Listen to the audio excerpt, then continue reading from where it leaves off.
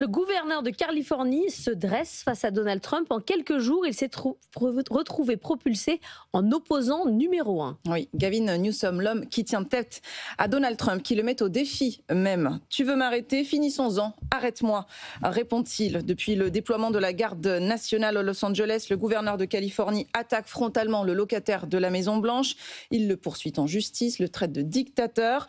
Dans une allocution télévisée hier, au ton très solennel, il s'est adressé aux Californiens, mais disons-le aussi à l'ensemble de la nation.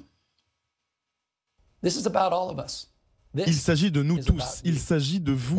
La Californie est peut-être le premier État, mais il est clair qu'il ne s'arrêtera pas là. D'autres États seront concernés. Ce sera ensuite au tour de la démocratie. La démocratie est attaquée sous nos yeux. Le moment que nous redoutions est arrivé. Il s'attaque au projet historique de nos pères fondateurs avec une boule de démolition.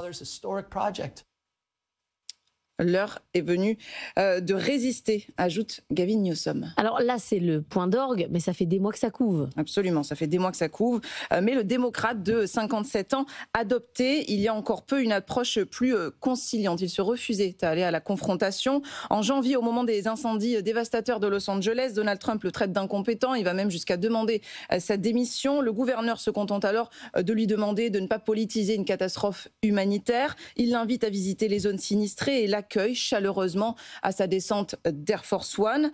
En février, les deux hommes se rencontrent pendant plus d'une heure dans le bureau ovale. Newsom remercie publiquement Donald Trump, mais la situation se dégrade ensuite rapidement. Au moment de l'annonce des droits de douane, en avril, la Californie devient le premier État du pays à contester la décision en justice. Et puis tout récemment, Trump a menacé de réduire le financement des écoles californiennes. Mais ce qui se joue là concrètement, c'est quand même 2028. Gavin Newsom se positionne. Il se positionne. En tout cas, il saisit l'occasion. C'est le moins qu'on puisse dire. Ce qui se passe actuellement est incontestablement une opportunité.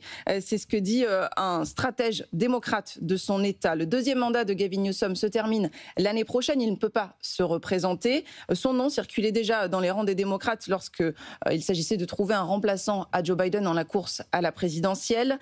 Et justement, dans l'ère post-Biden, Newsom sait que le Parti démocrate recherche des leaders combatif. C'est ce qu'affirme Dan Schnoor, un professeur de communication politique à l'Université de Californie.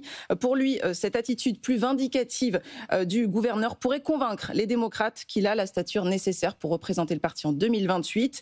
Interrogé sur ses ambitions, Newsom affirme qu'il est trop tôt pour prendre une décision, mais il dit que c'est une voie qui se dessine. Et concrètement, chez les démocrates, qu'est-ce qu'on pense de Newsom ? Alors, on ne peut pas dire qu'il fédère pour l'instant. Depuis le retour de Donald Trump au pouvoir, Newsom refuse de se présenter comme un opposant à proprement parler. C'est sa stratégie. Il a évoqué à plusieurs reprises la nécessité de comprendre les électeurs républicains, d'écouter leurs préoccupations. En février, lui qui cherche à se faire connaître de l'ensemble du pays a lancé son propre podcast.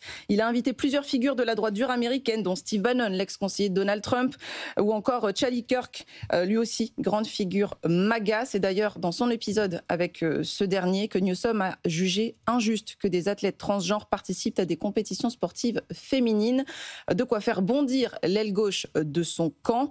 Alors rassembler l'ensemble du pays au risque de désunir un peu plus les démocrates, Newsom devra trouver l'équilibre s'il souhaite que l'avenir de son parti passe par lui. Le monde qui bouge, c'est à retrouver en replay et en podcast sur l'application BFM Business. Dans un instant.